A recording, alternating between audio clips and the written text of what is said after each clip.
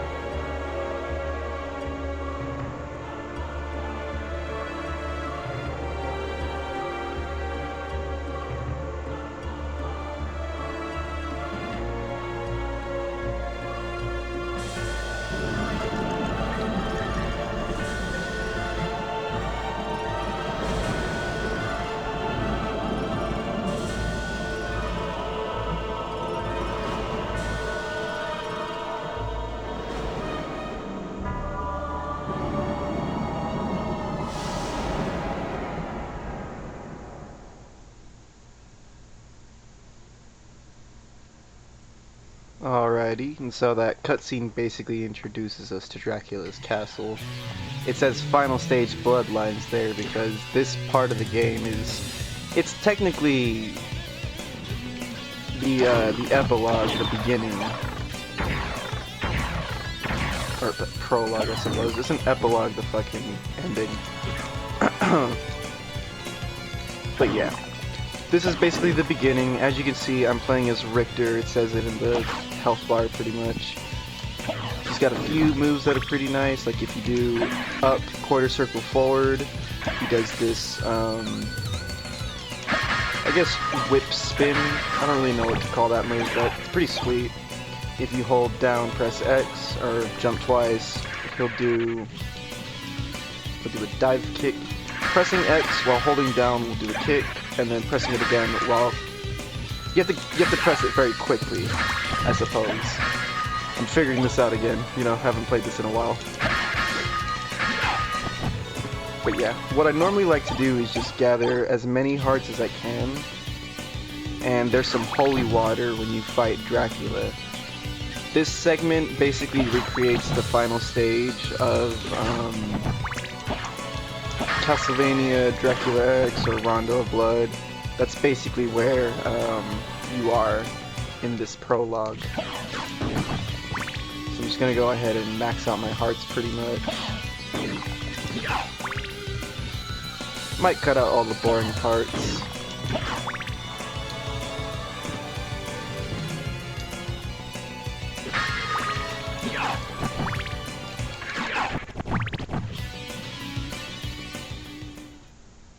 Die, monster! You don't belong in this world! It was not by my hand that I'm once again given flesh. I was called here by humans who wish to pay me tribute. Tribute? You steal men's souls and make them your slaves. God, the voice acting's Perhaps the atrocious. same could be said of all religions. Your words are as empty as your soul. Mankind ill needs a savior such as you. What is a man? A miserable little pile of secrets. But enough talk. Have at you! Alrighty, so now we gotta fight Dracula. What I do is I pick up the holy water, press triangle, and that activates the hydro storm. Then I just spam whip until you get to the second phase. Sometimes you'll have to do it again. I'm gonna move over here really quickly.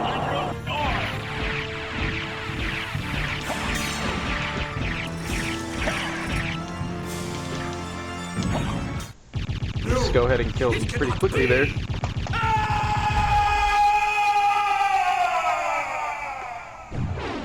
I didn't take a single hit of damage.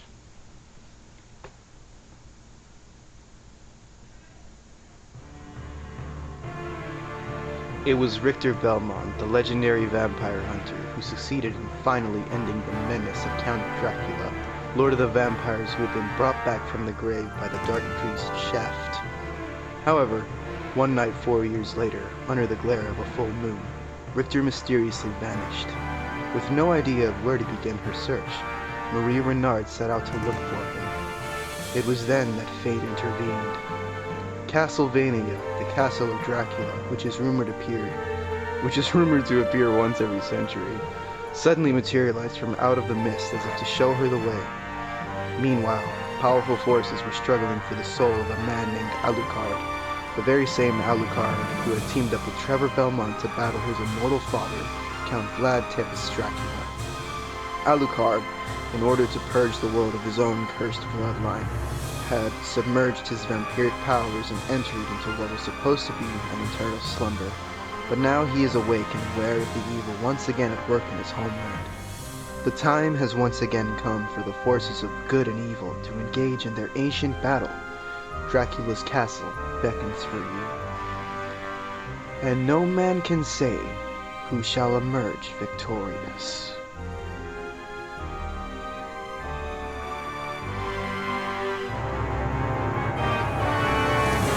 Castlevania.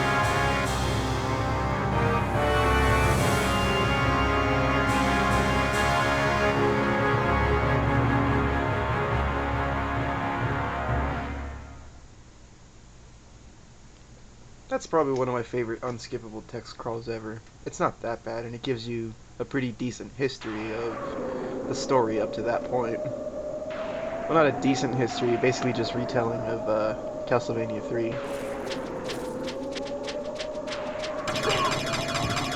But yeah, after you complete the prologue, you start playing as Alucard, and you're gonna see me doing this shield dash a lot. It's like the quickest way to get around. Something else I want to mention is that certain swords actually have a directional input, and you can do a special attack with them. Like you can do a quarter circle forward with most of the swords, and for example with Alucard's sword, it does this teleporting slash, and that's pretty cool. Leveling up is a big thing. I'm probably going to be killing lots of enemies to level up. If I can't rely on my luck and good weapons and whatnot.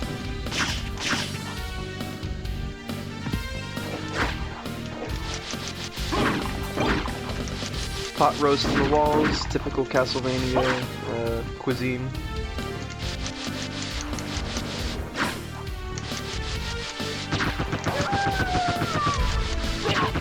It's a little tiring once you do this shield dash over and over again, but it's better than just walking around for like 90% of the game, honestly. We're about to meet death here. Ah, Alucard. What is your business here? I've come to put an end to this. Still befriending mortals. I'll not ask you to return to our side, but I demand you cease your attack. I will not. You shall regret those words. We will meet again. What? So as you can see there, like an asshole, death robbed me of all my stuff. I no longer have my sweet sword and shield and all of my accessories that made me powerful. And I gotta start from the ground up. All I have are my fists. Until I get a little dinky sword that I can use. Until I find better weapons. So yeah, I'm gonna make a very specific jump here. And that'll let me grab this heart max. There's heart container. I don't want to say heart container because it sounds like I'm talking about Legend of Zelda, and this is not Legend of Zelda.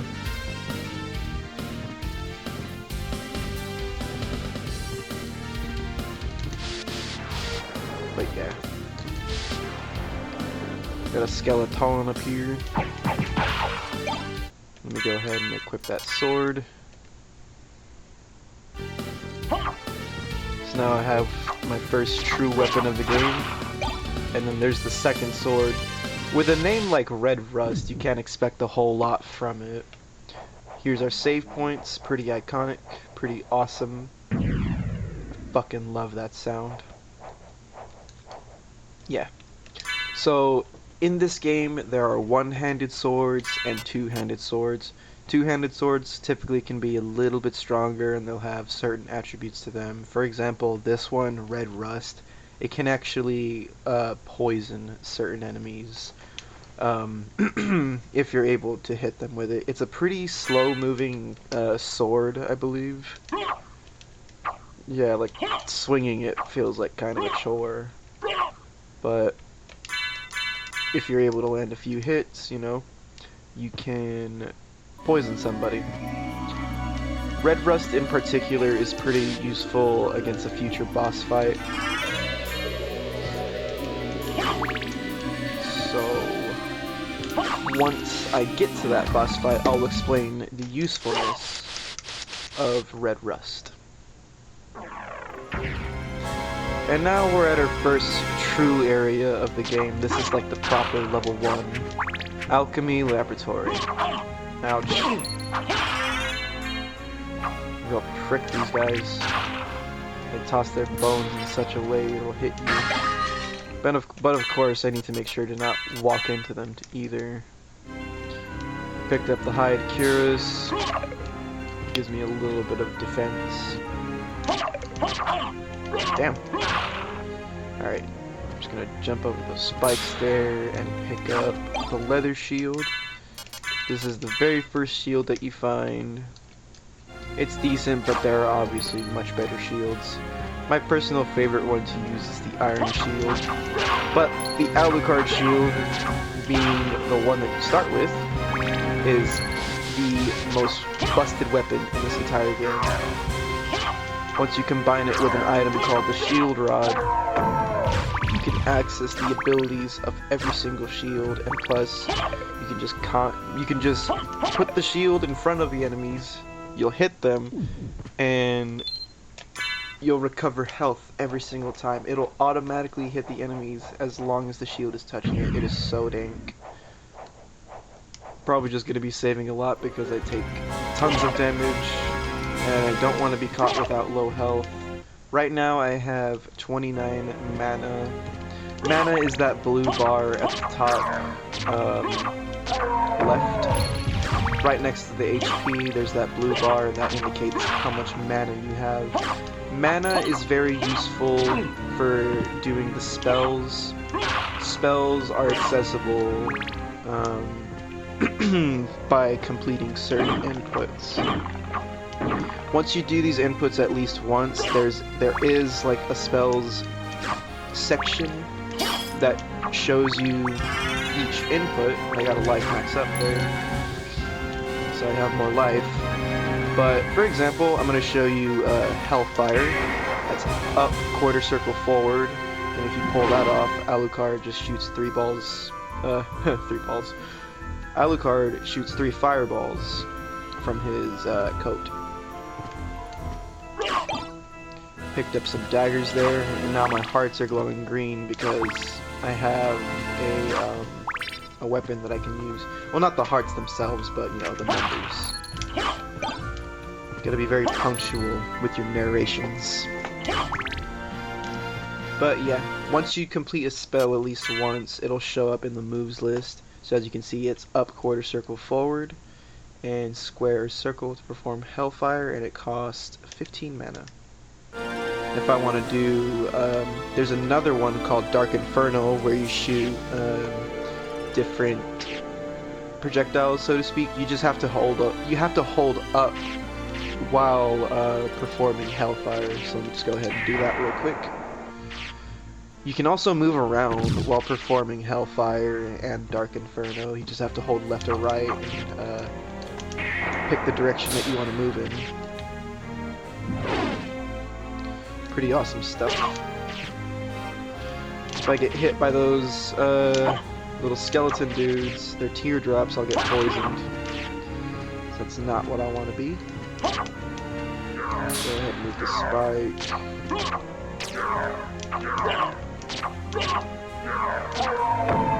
Kill that bastard. Put this box on top of the spikes and press the button. You can get up here. That guy will throw his axes at you, but you just gotta be careful, dodge them.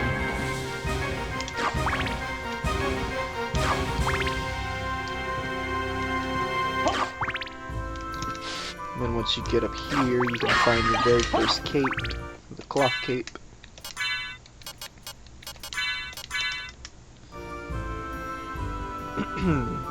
There's another move that I can do. I think it's left, right, up, down.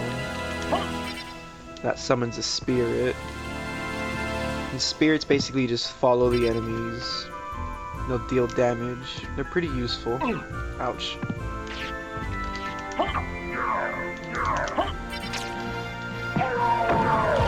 So you killed him in 1 hit. Oh, 2 hits actually.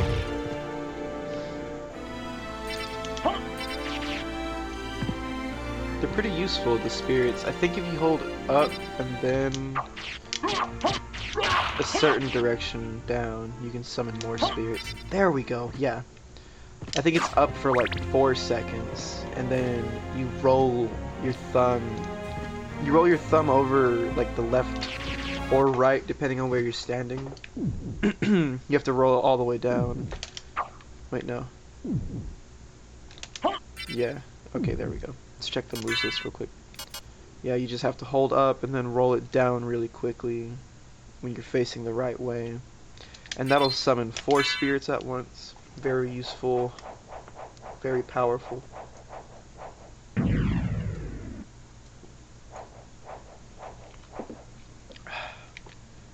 Have me a little bit of drink here. Just some water. Now we're gonna head up here and face off the very first boss. I'm gonna take the axe because it is pretty useful against them. These 2 in particular. So what you can do to get the drop on them pretty easily is you can sort of sneak your way over to them. Try not to trigger them. And once you can see at least one of them, you just start checking the axes. My brother does that pretty much every time he fights these bastards, and it works so good.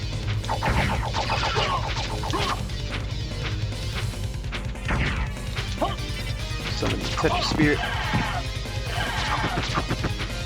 Pissed him off. Ow. Damn. Should have kept the shield up there. Killed him.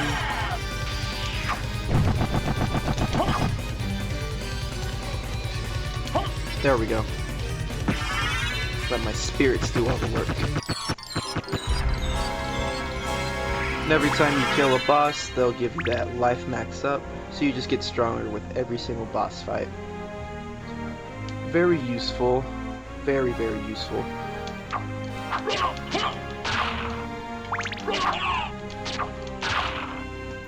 Something else very good that Alucard can do is if you do quarter, or you do half circle up and square, he'll yell out Dark Metamorphosis and start glowing red. Now what this means is when you slash enemies that can bleed, you can recover health from their blood. So it's pretty good if you don't have any healing. And there's also a weapon that attacks there are several weapons actually that can attack quickly. So if you use that plus Dark Metamorphosis, you know, it's just pretty good for healing and staying alive and whatnot. Alrighty.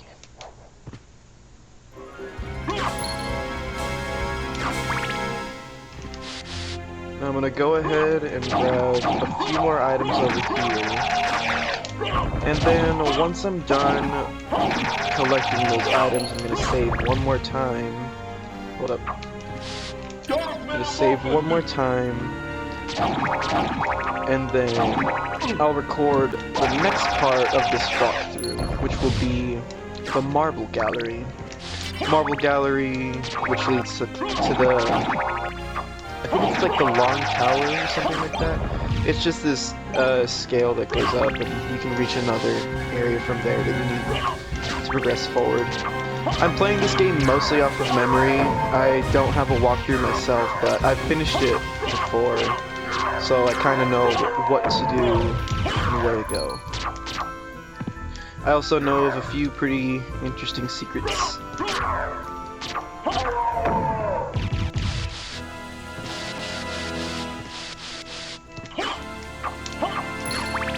Alrighty, so we're gonna drop down here really quickly.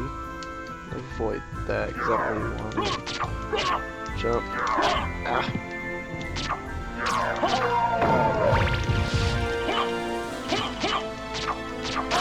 Damn it! Alright, there's a potion right there.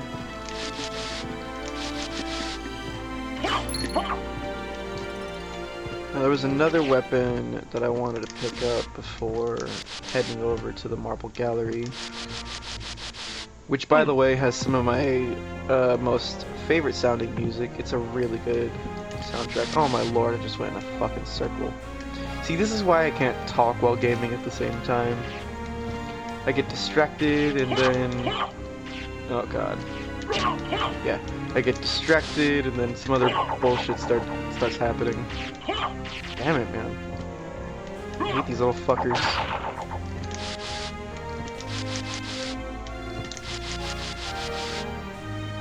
Okay.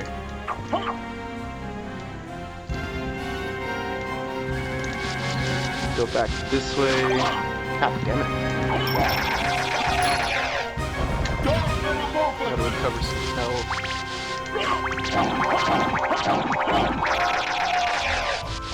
It only recovers 8 health, but little by little it adds up.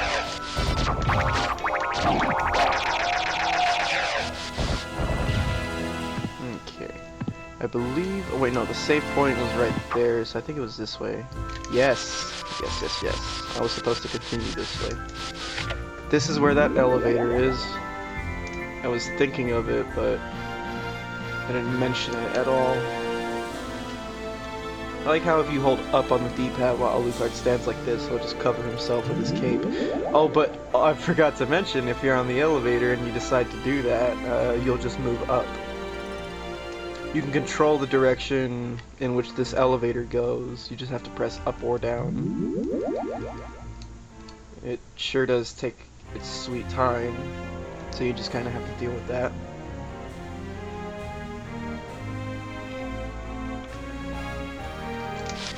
So over here we have sunglasses. Let me just go ahead and equip those. They increase my defense but lower my intelligence.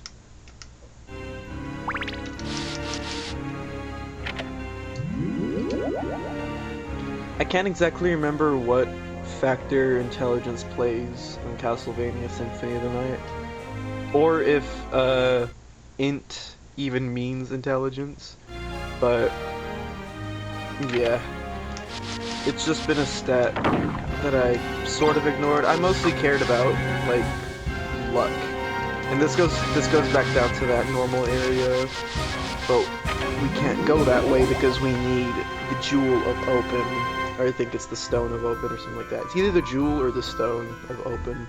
It's this glowing blue stone that just makes it so that you can open special doors. There are these glowing blue doors, and you can't go through them without it. I think it was called the Jewel of Open.